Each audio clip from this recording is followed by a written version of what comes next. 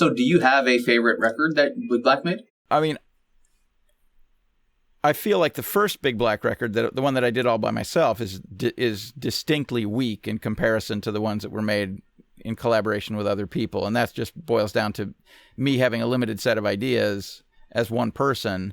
And so I had, if there's one person making all the decisions, the limitations of that person become the limitation of the whole record. And when there are more people working on it collaboratively, you have more room for more good ideas to come about. And also, like I'm an extremely limited guitar player. Santiago is an extremely gifted guitar player.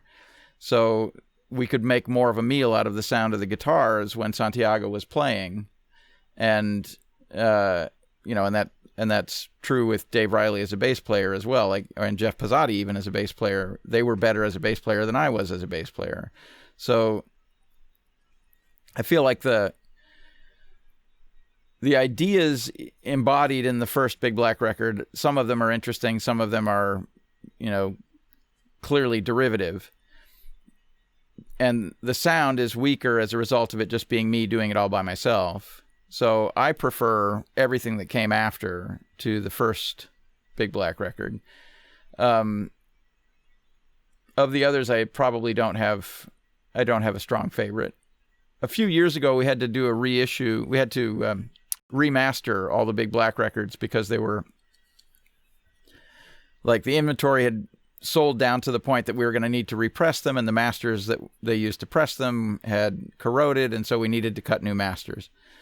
So Bob Weston and I remastered all the Big Black records, and listening to them all in a row like that, I was pleased at the sort of consistent quality of the sound and of the music. I liked it more than I expected to.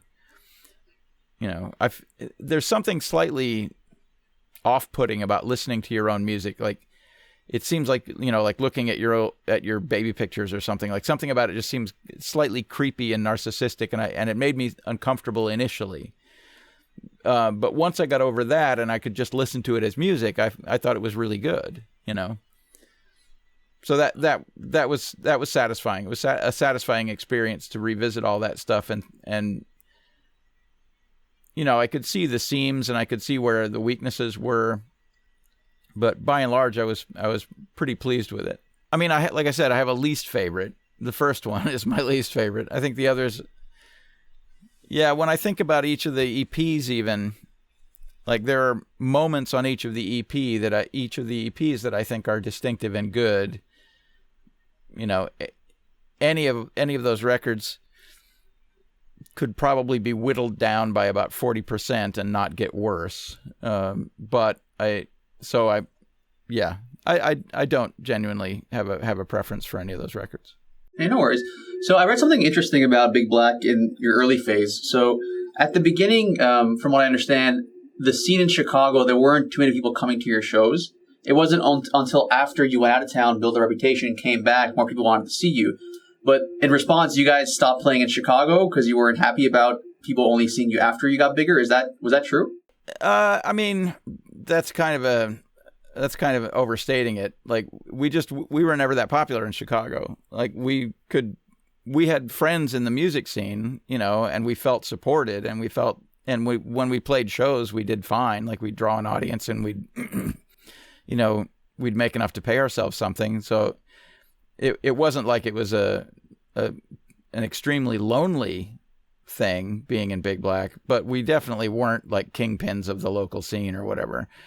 And we were definitely treated better elsewhere, in terms of, like, if we'd play a show in London to 4,000 people, and then we'd come home to Chicago and play to 200 people. It was like, it seemed like there is an aspect of Chicago that I find quite charming, which is that people are prevented from getting too big for their britches, because if they start getting too big for their britches, the city will just, like, bring them a bigger set of britches and say, "Here, wear these now." Like, you're just not. Yeah, there just, especially in the punk scene, like in the underground, there just wasn't the kind of adulation. There wasn't the kind of like star system or reverence for celebrity that there was in a lot of other places. Like in LA and New York, you definitely got the impression that there were people who were like, you know, the luminaries of the scene. And you never felt like that in Chicago. Like there was a half a dozen bands that everybody thought were great and everybody would go to all their shows. And there was maybe 20 or 30 people all together making all of that music.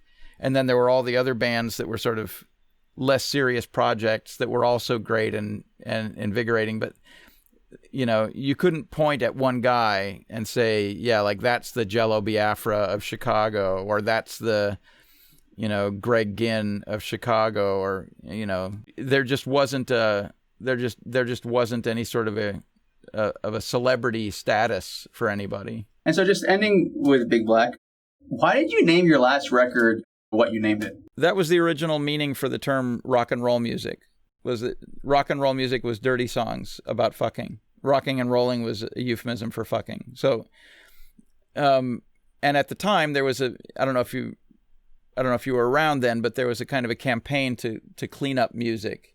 You know, there were stickers being put on records that had offensive lyrics, and there was a congressional hearing about filth in music and all that sort of stuff. And it just seemed like a ridiculous charade to us that we didn't want to participate in. So we just named the record, instead of naming the record in an abstraction, we named it literally Songs About Fucking, because that's what rock and roll music was originally meant to imply, you know. That's it. And it kind of tested everybody that we worked with. Like, you know, when you're talking to a record label, someone who works at a record label, they give you the impression that you have a long leash, that you can do whatever you want with your band, until you give them a record that they can't advertise, or a record that where the record stores won't put it in the bins. And then they sort of blanch. It's, well, when we said you could do whatever you wanted, we didn't mean that, you know. And to their credit, like everybody that we worked with, like some of them took some massaging, some of them took it took a little bit of work to get them on board with the idea of putting out this record. And then like some chain stores insisted on having the word fucking covered with a sticker. You guys actually had that in the chain stores?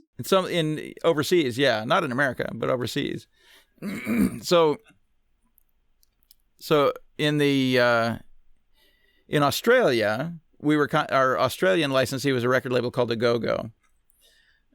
Bruce and Greta ran this label. It started as a record shop and then it became a record label, and they did a lot of Australian editions of overseas records that they did the Australian editions of.